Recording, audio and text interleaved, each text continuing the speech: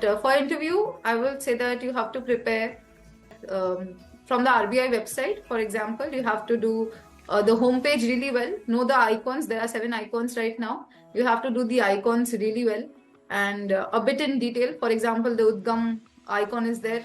Go a bit in detail of what it is, and that is RBI website's homepage. There will be a RBI working and functions PDF that is there.